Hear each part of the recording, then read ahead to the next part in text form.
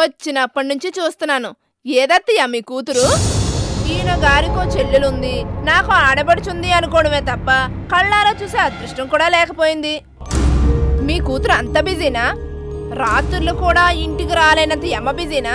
అది ఆఫీస్ పని మీద. తమరేమీ అంత కష్టపడి కవరింగ్ చేయాల్సిన పనేం లేదు.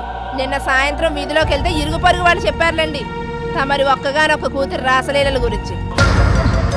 సుమతి, గిట్టన వాళ్ళు 1,00,000 అనుకుంటారు, కానీ నా కూతురు నిప్పు. నిప్పో తుప్పో చూస్తే కదా తెలిసేది.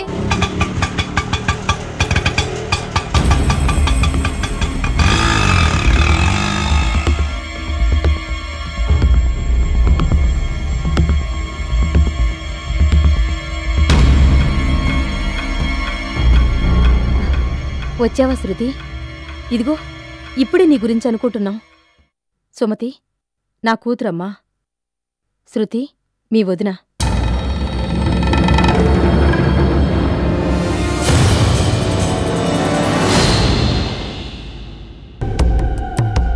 ఏరా అన్నయ్య, వదినొచ్చింది అంటే వదిన మాత్రమే వచ్చింది అనుకున్నాను.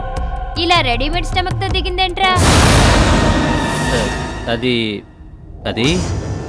అలా నీళ్ళు నవ్వుతావేంటి చెప్పు. చెప్పునా? ఆహా, ఒరే అన్నయ్య, చూడముచ్చటైన లుక్కు, వినసొంపైన పలకరింపు, నీ సెలక్షన్ అదుర్సురా. థ్యాంక్స్. ఛీ, సిగ్గులేదు? చేసిన పనికి తలదించుకోవాల్సింది పోయి ఇహిహి అని పళ్ళికిలిస్తావా? తాను దూర సందు లేదు, మెడకో డోలు అన్నట్టు నీకే ఉద్యోగం సద్యోగం లేదు. నీకో పెళ్ళో, ఆవిడ గారికో రెడీమేడ్ కడుపునా? అవును, అయితే ఏంటి? నా పెళ్ళం నా ఇష్టం. విన్నావా అమ్మా, నీ పుత్రరత్నం ఏం సెలవిచ్చాడో? శృతి రాగానే ఏంటి, కాసేపు అయ్యాక మాట్లాడుకుందాం. ఏం అక్కర్లేదు, ఎటు మొదలైంది కదా మీటింగు, కానీమానండి, తేల్చేసుకుందాం. ఏంటి తేల్చేసుకునేది? వాడంటే మగాడు, నీకే వచ్చింది ప్రేమరాగం చాలా. సుమతి, పెద్దదాన్ని నేనున్నానన్న ఇంగిత జ్ఞానం కూడా లేకుండా ఏం మాట్లాడుతున్నావు? ఆ ఇంగితం తమరి కూతురుకుందా అని విన్నారుగా, ఏం మాట్లాడుతుందో? నేనేమి తప్పుగా మాట్లాడటం లేదు, కనిపించిన దాని గురించే కామెంట్ చేస్తున్నాను. అవును మరి, నువ్వు పతిత్తువి. దాసు, ఏ ఆయన మీద అరుస్తావే? నీతులు చెప్తుంది నీ కూతురు. ఏం మాడబడుచు, నేను రెడీమేడ్ స్టమక్తో దిగినా నష్టమే లేదు. ఎందుకంటే మీ అన్నయ్య నన్ను గుళ్ళో పెళ్లి చేసుకున్నాడు కాబట్టి. ఇదిగో ఈ లైసెన్స్ బిల్లని నా మెళ్ళలో తగిలించాడు కాబట్టి. మరి నీ సంగతి ఏంటి? రాత్రులు కూడా ఇంటికి రాకుండా ఆయన ఎవడో మీ బాసు, ఆయన గారింట్లో ఒంటరిగా కలిసే ఉంటున్నావటగా. ఆయన గారికి ఆల్రెడీ పెళ్ళాం కూడా ఉందటగా. కనీసం నీ మెళ్ళలో ఓ మొక్కుబడికైనా ఇలాంటి లైసెన్స్ బిల్లని తగిలించనే లేదటగా. మరి నాకొచ్చినట్టు స్టమక్ నీకు కూడా వస్తే అప్పుడేం చేస్తావు? ఏ ఇంటికి దిగబడతావు? చెప్పబేమే, చెప్పు. మీ వదిన అడిగిన ప్రశ్నకి సమాధానం చెప్పు. దాసు దాసు అని ఆయన గారి మీద అరవడం కాదు, శృతి అని ఈవిడ గారి మీద అరుచుంటే ఈ తిరుగుళ్ళు ఇంత దాకా వచ్చుండేవి కాదు. హలో, నాకేమీ ఎవరూ చెప్పక్కర్లేదు. నేనేమీ అడ్డమైన తిరుగుళ్ళు తిరగటం లేదు. అడ్డమైన తిరుగుళ్లే తిరిగినా, నిలువైన తిరుగుళ్లే తిరిగినా ఆడ మగ కలిసి తిరిగాక వచ్చేది కడుపే. కాబట్టి ఇంటి కోడల ముందు ఆడబడుచువి అణిగి మణిగి ఉండడం నేర్చుకో. నేనేమి మీ మోచేతి నీళ్లు తాగటం లేదు అణిగి మణిగి ఉండటానికి. నీ మొగుడి సంపాదన మీద బతకటం లేదు నీతులు చెప్పించుకోవటానికి. శృతి, నువ్వుండమ్మా. నేను ఎలా ఉండాలో ఎలా బ్రతకాలో ఎవ్వరూ నాకు నేర్పించిన అవసరం లేదు. అవును, నేర్పించక్కర్లేదు. కానీ రేపు ఎక్కడికో తెచ్చుకుంటే నువ్వేడుస్తూ రావాల్సింది ఎక్కడికే, నా ఇంటికే. ఆ సంగతి మర్చిపోకు. చిచి, ఎవరో వదిన దిగబడిందంటే చూడాలనిపించి వచ్చాను. వచ్చినందుకు గుమ్మంలో బాగానే పలకరించింది. చూడండి, మీ లైఫ్ మీది, నా లైఫ్ నాది. నేను మీ జోలికి రాను, మీరు నా జోలికి రాకండి. ఎవరికి ఎలా నచ్చితే ఎలా బ్రతకాలనుకుంటే అలా బ్రతకండి. వస్తాను. శృతి, కనీసం గుక్కిడి కాఫీ అయినా తాగి వెళ్ళవే. లోపలికి రావే అనకుండా కనీసం గుక్కడు కాఫీ అయినా తాగి వెళ్ళవే అనడంలోనే తెలుస్తుందమ్మా ఈ కొత్త కోడలి ముందు నీ అత్తగారి హోదా ఏంటో. వదిలే, ఒక గుక్క కాదు, గుక్కుడన్నర కాఫీ స్ట్రాంగ్ గా పెట్టివు నీ కోడలు గారికి. ఎందుకంటే ఆవిడ గారిప్పుడు 1.5 మనిషి కదా.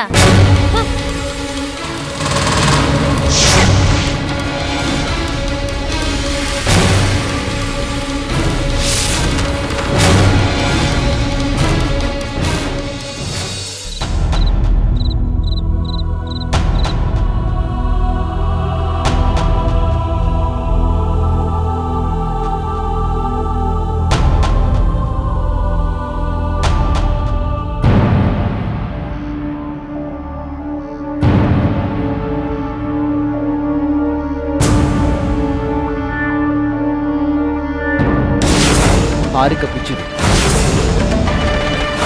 She is mental patient. ఆ పిచ్చి ఉన్మాదం మళ్ళీ ఎప్పుడైనా ప్రకోపించే అవకాశం ఉందని డాక్టర్లు చెప్పారు. పిచ్చివాడి చేతిలో రాయలాంటిదో, మానసిక ఆరోగ్యం సరిగా లేని హారిక చేతుల్లో నా బిడ్డ భవిష్యత్తు అలాంటిది.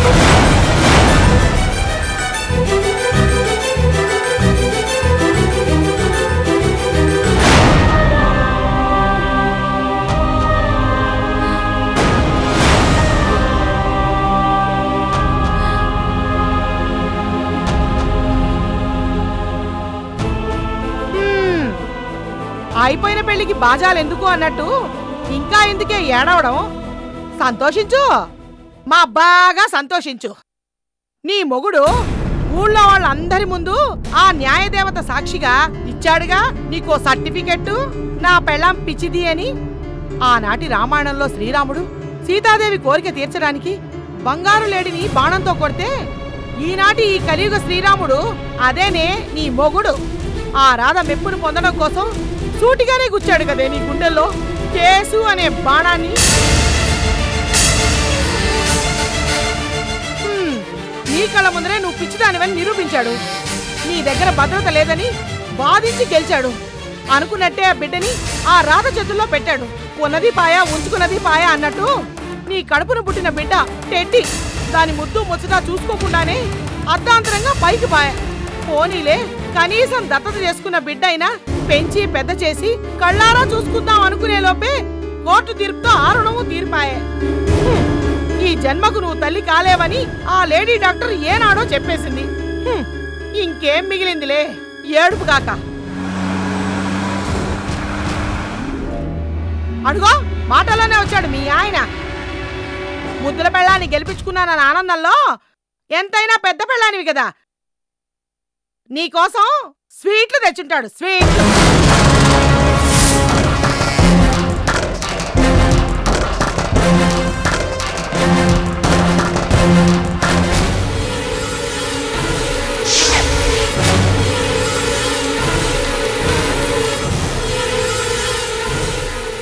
ఆగండి. ఎందుకు వచ్చారు? నేను చచ్చానా లేక బతికే ఉన్నానని చూసుకోవడానికి వచ్చారా? వద్దు, అలా పిలవద్దు. అలా పిలిచే హక్కుని అధికారాన్ని నన్ను పిచ్చిది అని లోకానికి చాటి చెప్పారే, మీరు ఆ క్షణంలోనే కోల్పోయారు.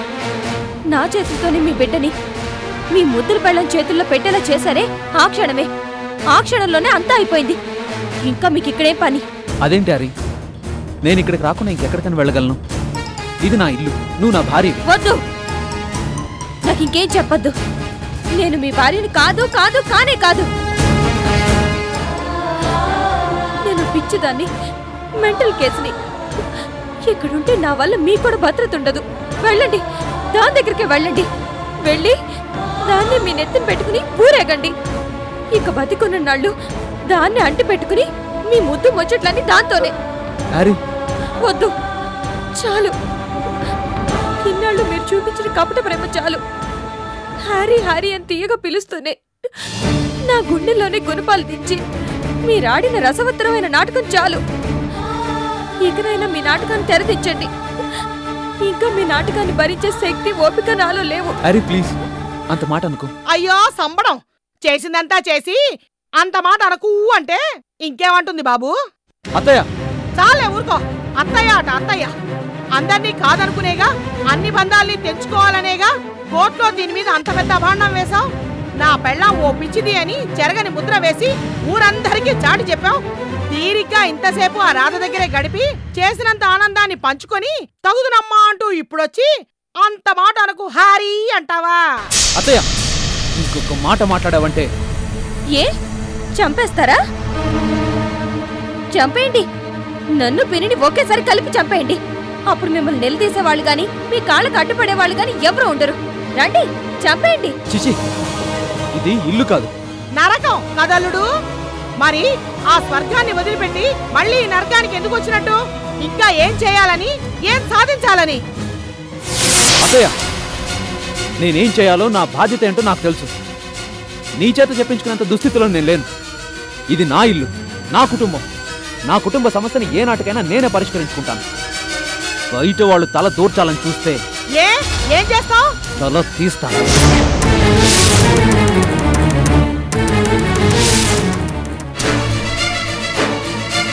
తిన్నావటే నరికేస్తాడు అన్నది నన్నే అయినా ఉద్దేశించింది నిన్ను.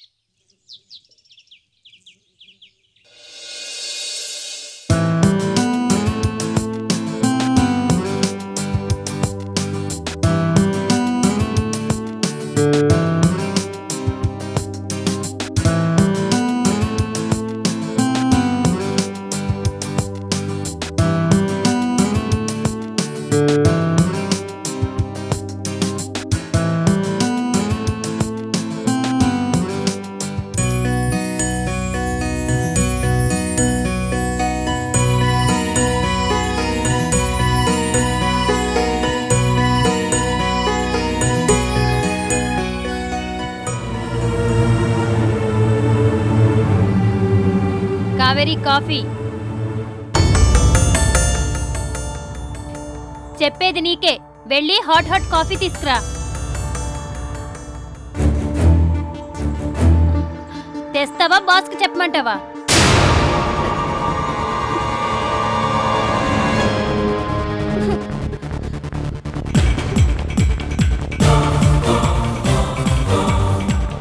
షోక్గా సింగారించుకొని టక్కులాడి ఆర్డర్ వేస్తుంది. పోడి ఆర్డర్. హాట్ కాఫీ కావాలట. చెప్తా నాలిక ఊడొచ్చేలా మరిగి కాఫీ పెట్టిస్తాం.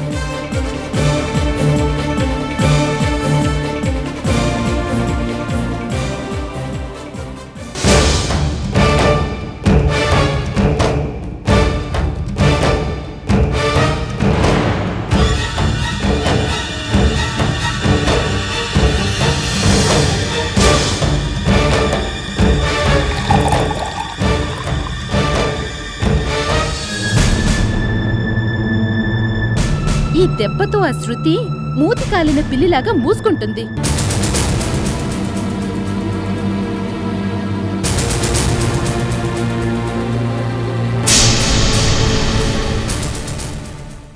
వావ్, ఏంటి సార్ అలా చూస్తున్నారు? ఫెంటాస్టిక్. ఈ డ్రెస్ నీకు అద్దరింది స్మార్టీ. ఈ డ్రెస్ లో నువ్వు సూపర్ గా ఉన్నావు. Thank you sir.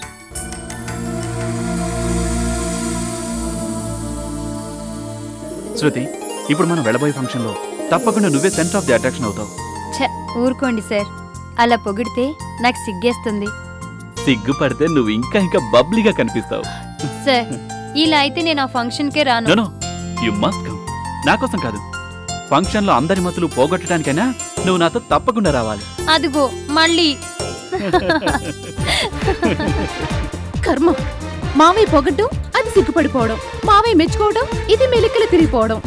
చూడలేక చస్తున్నాను.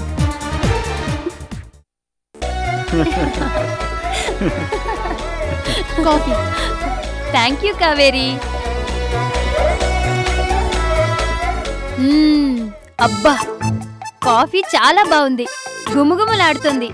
సార్, నాకైతే లైఫ్ లాంగ్ కావేరీ చేతి కాఫీనే తాగాలనిపిస్తుంది. మా కావేరీ కాఫీ సూపర్ గా తయారు చేస్తుంది. కావేరీ, ఓ 5 minutes లో వస్తాను. నాకు కూడా రెడీ చేయి ఓ హాట్ కాఫీ. ఓకే?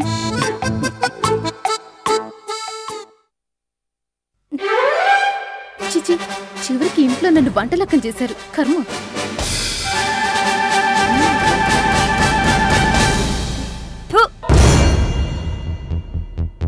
ఇది మనుషులు తాగే కాఫీనా, పశువులకు పోసే కుడితి నీళ్ళ? ఏంటలా నిలువు గుడ్లేసుకొని చూస్తున్నావు? ఇంత వయసు వచ్చింది, ఇంకా కాఫీ పెట్టడం కూడా రాదా? అదేంటి, ఇప్పుడేగా కాఫీ చాలా బాగుంది, గుమగుమలాడుతోంది అన్నావు. అవును అన్నాను, మీ మామయ్య ఎదురుగా నీ పరువు తీయకూడదని. చిచ్చి, తేరగా పడి తినడం తప్ప ఎందుకు పనికిరావు, బేవర్స్ రకానివి. ఏంటా చూపు, నీకెటూ కమ్మగా వండి పెట్టడం రాదు, కనీసం ఒక కప్పు కాఫీ కూడా కలపడం రాదా? మీ అమ్మ నీకు ఇది కూడా నేర్పించలేదా? ఇదిగో మా అమ్మనేమి అన్నావంటే చూడు. అంటాను, ఒకటి కాదు 1,00,000 అంటాను. ఏం చేస్తావు? మీ అమ్మో వేస్ట్, నువ్వంతకన్నా పరం వేస్ట్. శృతి, ఒళ్ళు దగ్గరుంచుకొని మాట్లాడు. నీకింకా నా సంగతి పూర్తిగా తెలీదు. ఓయ్, నీకు నా సంగతి పూర్తిగా తెలీదు. నాతో పెట్టుకున్నావంటే నీకు ఇంట్లోనే స్థానం లేకుండా చేస్తాను. కట్టుబట్టలతో నిన్ను నడి రోడ్డు మీదకి నడిపిస్తాను. ఏంటి చూస్తూ ఉంటే మేస్తూ పోయిందని నీకంత పొగరెక్కిందా? చూద్దాం ఎవరు ఎవరిని బయటికి నడిపిస్తారో ఇప్పుడే తెలిపోతుంది. మావయ్య, మావయ్య, ఈవిడి గారు ఏంటిటో వాగుతుంది. అర్జెంటుగా నువ్వు కిందకి రా. వస్తున్నా.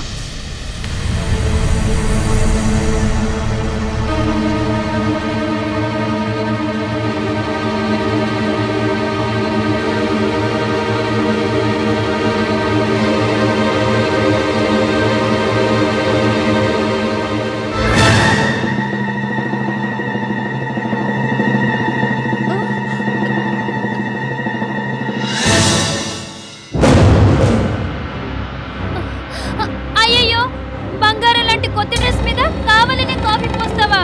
నీకన్నా నేను అందంగా ఉంటానని ఇంత కుళ్ళు పనికిరాదు కావేరి. ఏమైంది? ఏమైంది శృతి? సార్, కావాలనే కావేరి నా మీద కాఫీ పోసింది సార్. లేదు మావయ్య, శృతి కావాలని తన డ్రెస్ మీద తానే కాఫీ పోసుకొని నేను పోసానని అబద్ధం.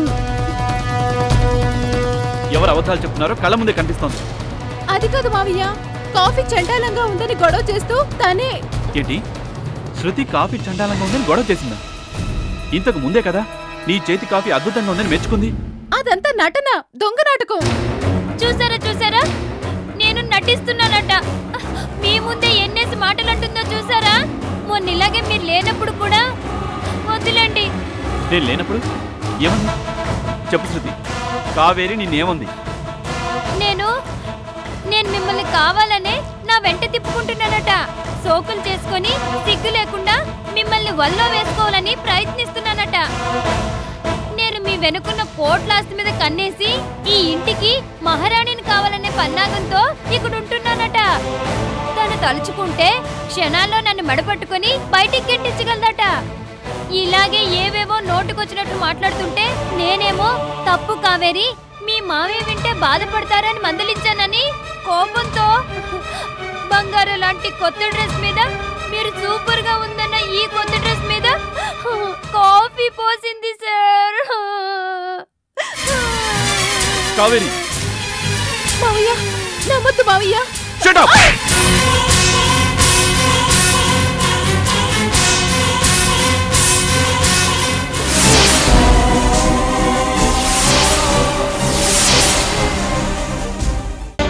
శృతే ఈ ఇంటికి కాబోయే మహారాణి, సర్వాధికారి. నువ్వైనా ఇంకెవరైనా, చివరికి నేనైనా సరే శృతికి నచ్చినట్టే ఉండాలి. సార్, కావేరి కావేరి కావేరి ఇంట్లో కనిపించడం లేదు సార్.